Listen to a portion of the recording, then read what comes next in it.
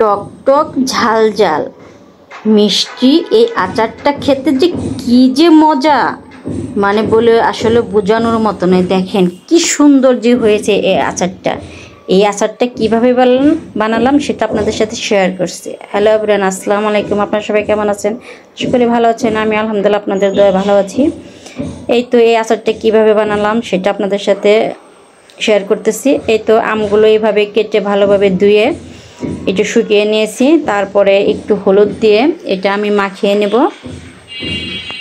এইটুকু প্রসেসিং আগে করতে হবে। যাই হোক, যে হলুদ মাখানো হয়ে গেছে। এখন একটা কড়াই নেব।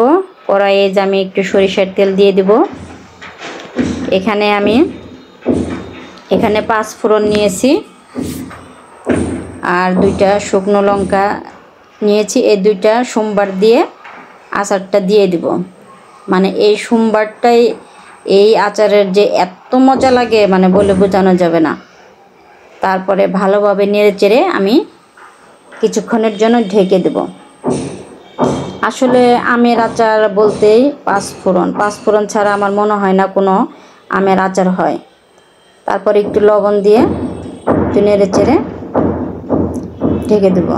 আর এই যে আমি এর আগেও আপনাদের দেখিয়েছি 5 ফোড়ন কীভাবে বানিয়েছি, আমি বেশি করে বানিয়ে নিয়েছি। আর এই যে চিলি ফ্লেক্স, এই 5 ফোড়নটা যেহেতু এখন আমের সিজন, এই জন্য আমি বেশি করে বানিয়ে রেখেছি।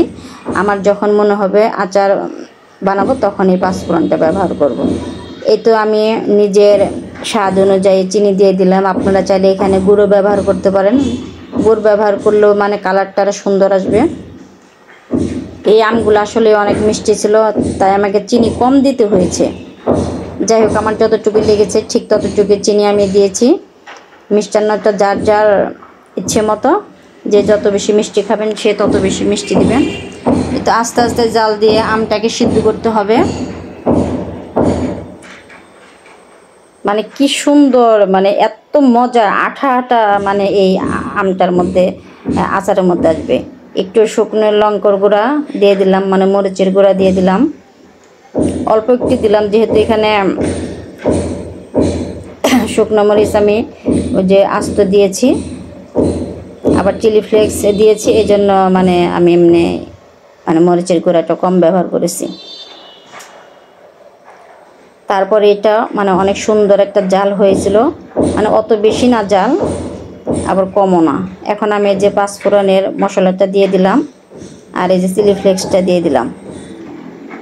ঝাল আপনাদের ইচ্ছা মতো আপনারা দিবেন, কিন্তু আমি যে নিয়মে করছি ঠিক এই নিয়মে করবেন। দেখবেন যে আচারটা খেতে এত মজার হয়। এখন এই আচারটা আমি চামচের আগা দিয়ে একটু ভেঙে ভেঙে দেব, যাতে ভিতরে আরও সুন্দরভাবে মশলাগুলো ঢুকে যায়। দেখতেই কত লোভনীয় লাগছে আচারটা, দেখতে পাচ্ছেন? আর খেতে তো সেই হয়েছে। এখনও আম পাওয়া যায়, কাঁচা আম, মানে আটি সহ হলেও বা আটি ছাড়া হলেও হবে, সমস্যা নাই। এটা দিয়ে বানিয়ে ফেলবেন। যাই হোক, এই আচারটা আমার হয়ে গেছে, দেখেন কত সুন্দর। যাই হোক, আমার এই রেসিপিটি ভালো লাগলে আপনারা সবাই আমার পাশে থাকবেন। আর নতুন নতুন রেসিপি নিয়ে আপনাদের সামনে হাজির হব। সবাই ভালো থাকবেন, সুস্থ থাকবেন, আমার জন্য দোয়া করবেন। আল্লাহ হাফেজ।